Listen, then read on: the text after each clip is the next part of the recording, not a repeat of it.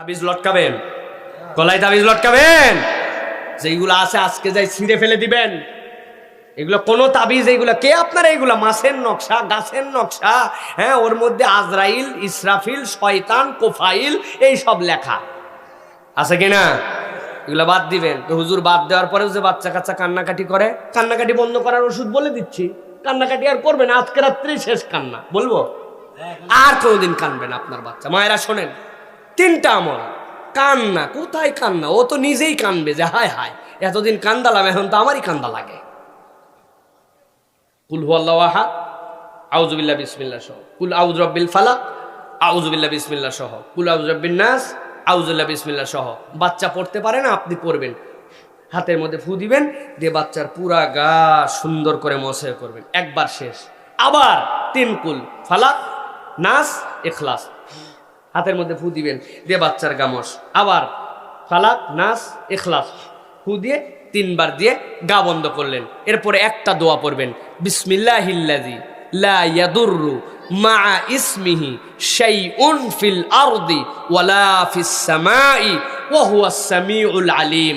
মুখস্থ না হলে সমস্যা নাই, ওই যে হাফেজ সাহেব কই, হাফেজ সাহেবের কাছে যাবেন, হাফেজ সাহেব লেখে ফটোকপি করে রাখবে, আপনাদের কাছে আপনারা নিয়ে মুখস্থ করে গায়ের মধ্যে একবার ফু দিবেন।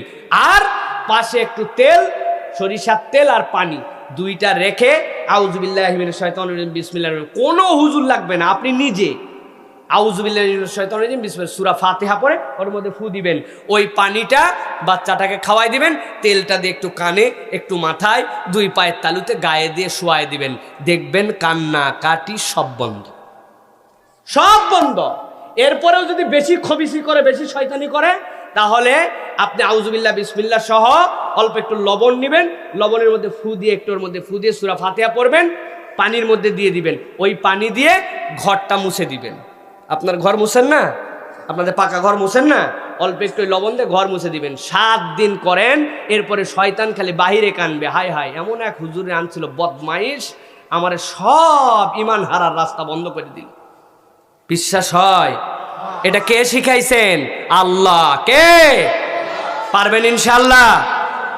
এখন যদি আপনি সূরা ইখলাস না পারেন, সূরা ফালাক না পারেন, সূরা নাস না পারেন, তো এতে লজ্জা তো আর কোনো ইমানদারের জীবনেই থাকতে পারে, ঠিক কিনা ভাই?